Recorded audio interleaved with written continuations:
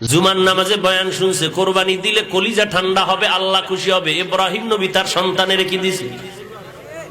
এটা কম ফজিলত নেই? কয় যেই পশুটা কোরবানি দিবি ফুলসিরাতে পার করায় দিবে, এই জন্য মোটা তাজা নিবি যেন পাওটা ভাঙ্গা সেখানে পড়ে না যায়। হেন গরু এগুনি দেখছেন নি কারবার? নবীজি কয় এমন সুন্দর বাহন, এমন প্রাণী কোরবানি দাও হাসরের ময়দানে। কি কইছে নবী? তোমার পুলসিরাত পারের সহায়ক হবে।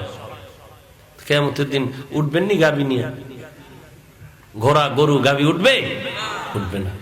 আরে নবীর উম্মতের দল, আবার ওই পশুর শরীরের মধ্যে যেই পরিমাণ পশম ওই পরিমাণ সওয়াব।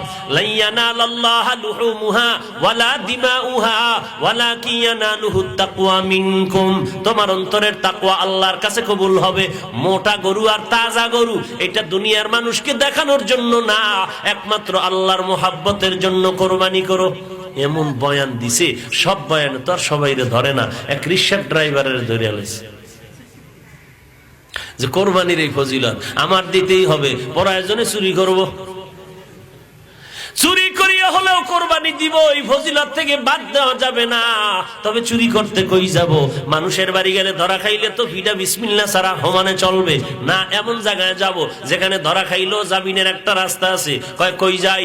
গুনতে গুনতে খবর নিয়ে দেখে গতকাল রাত, আগামীকালকে ঈদের দিন, আমার মামা সুন্দর একটা গরু কিনা ফেলাইছে। আজকের রাত্রে বেলা, ভোর রাত্রে বান্দা দৌড়াইতেছে মামার বাড়ি, গরুটা নিয়ে যখন যায় মসজিদের ইমাম সাহেবের সাথে মোলাকাত হয়ে গেল। ইমাম সাহেব উঠছে ফজরের আগে তাহাজ্জুদ পড়বে, হঠাৎ দেখে ওই এলাকার বান্দা গরিব মানুষ গরু নিয়ে যায়। কই যাও? বলে হুজুর দোয়া করেন, দেখা হয়ে গেছে, দোয়া চাওয়ার সময় পাইতাম না, যখন পাইয়ে গেলাম দোয়া করেন। কি বলে দোয়া করবেন? এই গরু কোরবানি দেবো ইনশাআল্লাহ। তুমি না গরিব মানুষ, গরু ফাইলা কই? ফাইলাম কই ভোর রাত্রে আনছি, বুঝেন না? কই ফাইলাম? কই ফাইলা? কয় হুজুরে গরু আনছি মামার বাড়িতে। মামায় জানিনি? জানলে কি ভোর রাত্রে আইতাম নি? আরে আল্লাহর বান্দা, তুই কি জানো না চুরি করা হারাম? কয় হুজুর এই ফতুয়া তো আমরা বহু আগেই জানি, এই পেছ লাগাইবেন তাও জানি। তবে সমাধান মেনে নিলাম, সমাধান করে নিয়েছি।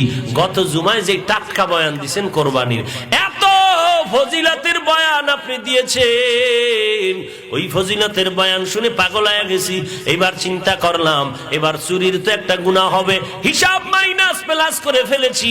চুরির গুনাহ আর কোরবানির ফজিলত হবে সমান, মাঝখানে গরুর গোশত খামুফা।